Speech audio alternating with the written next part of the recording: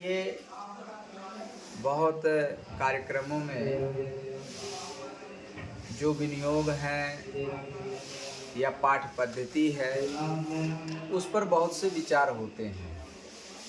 तो उन विचारों में एक यह भी विचार है, अनेकधा विद्वानों के मुख से यह सुनने को मिल जाता है कि प्रथम चरित्र, मध्यम चरित्र या न्यास वाले जो विनियोग हैं वहाँ पर जपे विनियोगः ऐसा करके आता है। जपे विनियोगः में आशंका यह होती है कि जप तो माने उपांशु उच्चारण जो है जो होता है अर्थात वैखरी का विषय ना हो वो जप है।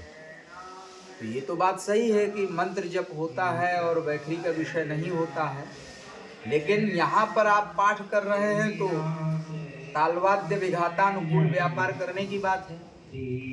तो जब पाठ उच्चारण आप करेंगे तो जप कैसे होगा? ये दोनों बातें अलग अलग हो जाती हैं। तो फिर जपे विनियोगा कैसे होगा? भाई आप अध्याय का आप पाठ करना है तो जपे विनियोगा आप कहेंगे, पाठे विनियोगा कहिए। तो इसका समाधान यह है कि जप धातु, ध्यान रखिए, जप धातु अर्थद्वय है। उसका क्या क्या अर्थ है?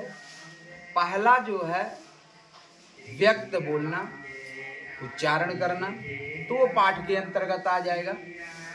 और दूसरा जो उसका अर्थ है मानसे च, अर्थात मानसिक जो उच्चारण होता है या कह लीजिए जो वैखरी विषय नहीं है जिसको हम जप कहते हैं, तो मानसिक जो जप होगा या व्यापार होगा वह भी जप धातु का अर्थ है।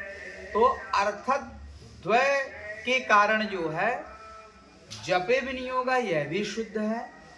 और अतएव ध्यान रखिएगा, दोनों ये यथा प्रसंग जो है पर्याय हैं। अतएव जब आप उत्तर चरित्र में जाएंगे तो वहां पर पाठे ही बोले।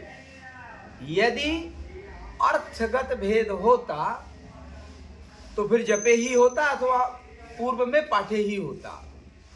तो कहने का तात्पर्य यह है कि जप व्यक्तायाम वाचि मानसे च, इस प्रकार से अर्थद्वय होने के कारण इस तरह के जो विनियोग हैं जपे और पाठे समन्वित, उनकी सार्थकता है और शुद्ध है। और अन्य जो इस पर और भी अन्वेषण किया जा सकता है ऐसा कुछ नहीं है, लेकिन उसका प्रमाण हो तभी जो है करना चाहिए। कपोल कल्पना पर जो है थोड़ा सा मुश्किल होती है, और अन्य भी बहुत पाठ के अंतर्गत होती हैं चीज़ें, तो वो तो फिर व्याकरण का विषय है, उस पर आलोडन विलोडन करना चाहिए।